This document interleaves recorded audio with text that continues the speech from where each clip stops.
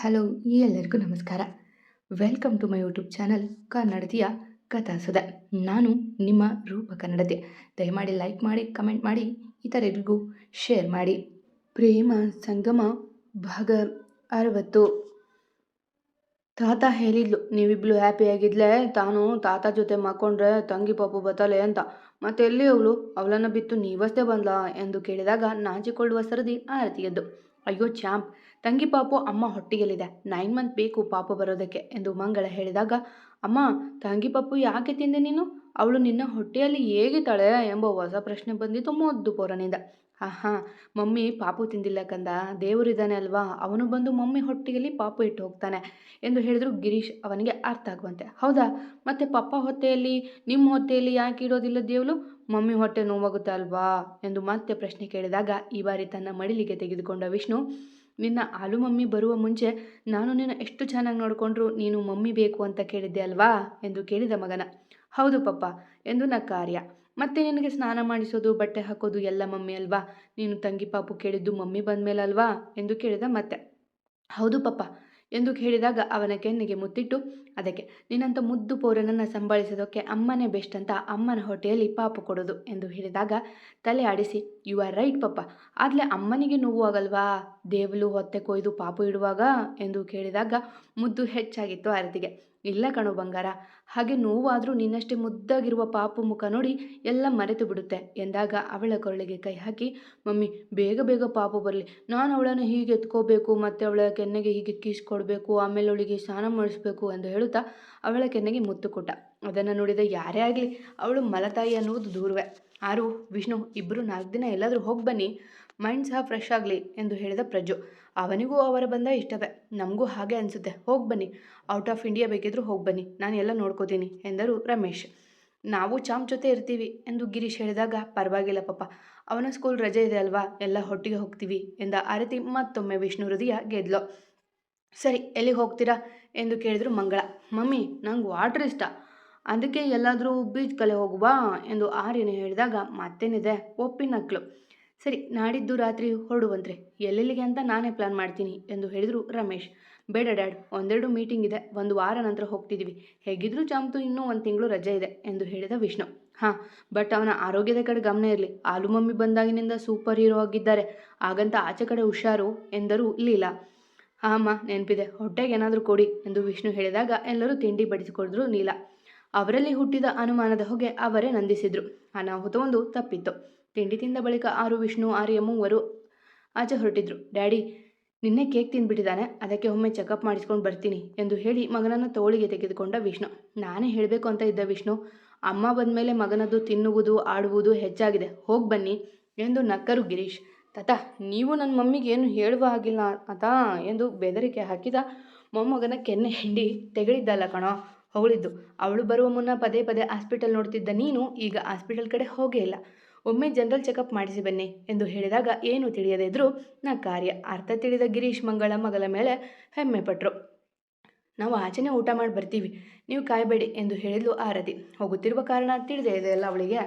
ಹಾಂ, ಎಂಜಾಯ್ ಯಾರು, ಗಂಡ ಮಗು ಸಿಕ್ಕ ಮೇಲೆ ನಾವು ಕಾಣೋದೇ ಇಲ್ಲ ಬಿಡು ಎಂದು ಹೇಳಿದ ಪ್ರಜ್ಞು ತಲೆಗೊಂದು ಮುಟಕಿ ನಡೆದಳು ವಿಷ್ಣು ಜೊತೆ. ಇಬ್ಬರ ಹೊತ್ತ ಕಾರ್ ಬಂದು ನಿಂತದ್ದು ದೊಡ್ಡ ಹಾಸ್ಪಿಟಲ್ ಎದುರು.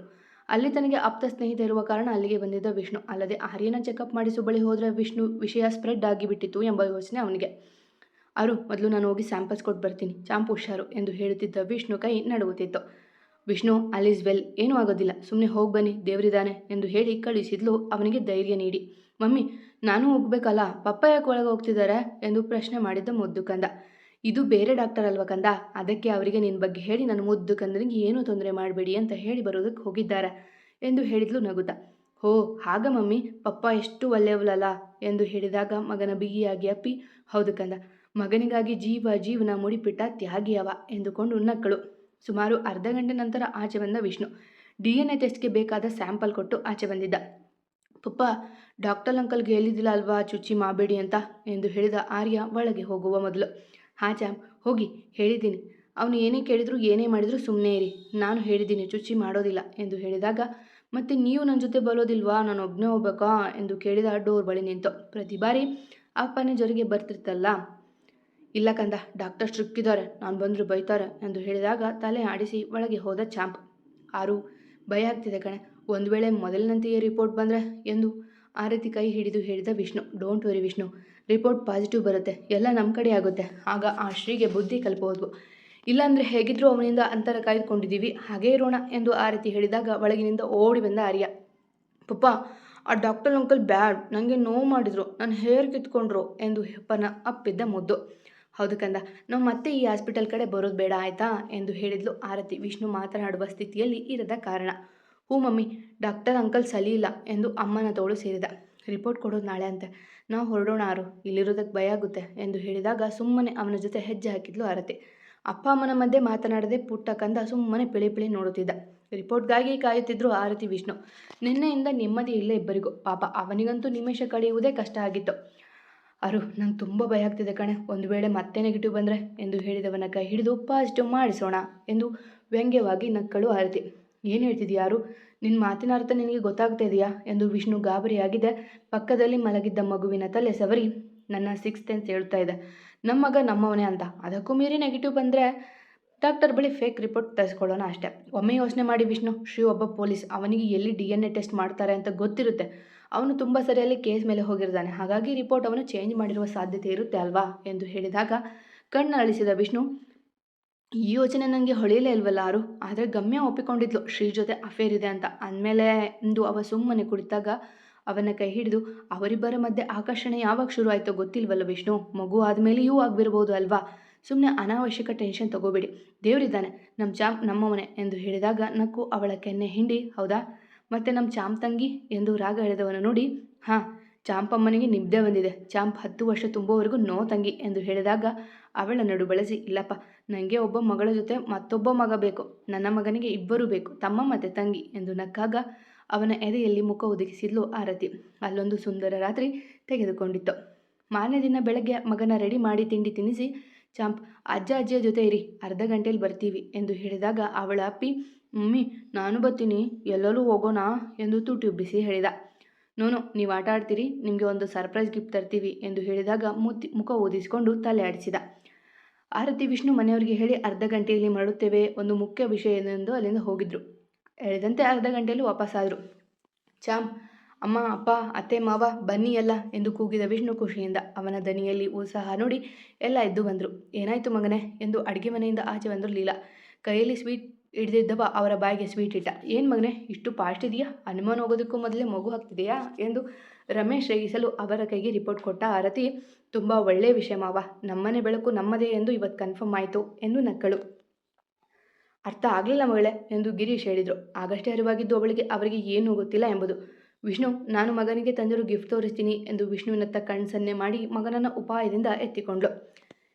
ನನಗೆ ಹೊಸ ಗಿಫ್ಟ್ ಎಂದು ಚಪ್ಪಾಳೆ ತಟ್ಟಿದ ಮಗನ ಮೆಲ್ಲೆಗೆ ಅಲ್ಲಿಂದ ಕರೆದುಕೊಂಡು ಹೋದ್ಲು. ಏನು ವಿಷಯ ಹೇಳಿ ಅಂದರೆ, ಆರು ಯಾಕೆ ಮಗನನ್ನು ಕರೆದುಕೊಂಡು ಹೋಗಿದ್ದು ಎಂದು ಗಿರೀಶ್ ಕೇಳಿದಾಗ ಅವರ ಮುಂದೆ ನಿಂತುಕೊಂಡು, ಮಾವ, ನನ್ನ ಜೀವನದಲ್ಲಿ ಬದುಕಲು ಇರೋ ಕಾರಣ ಒಂದೇ ಬೆಳಕು, ಅದು ನನ್ನ ಮಗ, ಅವನೇ ನನ್ನ ಉಸಿರು ಜೀವ ಎಲ್ಲ ಎಂದು ಕಣ್ ತುಂಬಿಕೊಂಡು ಹೇಳಿದ. ಅದು ಗೊತ್ತು ಕಣಪ್ಪ, ಅದಕ್ಕೆ ಅಲ್ವಾ ನೀನು ಅಷ್ಟು ಇಷ್ಟ ಆಗದಿರೋದು ಎಂದು ನಕ್ಕರು ಗಿರೀಶ್. ಆದರೆ ಇಷ್ಟು ದಿನ ಅವನ ಬಯಾಲಜಿಕಲ್ ಫಾದರ್ ನಾನಲ್ಲ ಅಂದ್ಕೊಂಡು ಬದುಕ್ತಿದ್ದೆ, ಆದರೆ ನಿಮ್ಮ ಮಗಳು ಇವತ್ತು ಅದಕ್ಕೆ ಮುಕ್ತಿ ಕೊಟ್ಲು ಎಂದು ಹೇಳಿದಾಗ ಎಲ್ಲರೂ ಮುಖ ನೋಡಿಕೊಂಡ್ರು.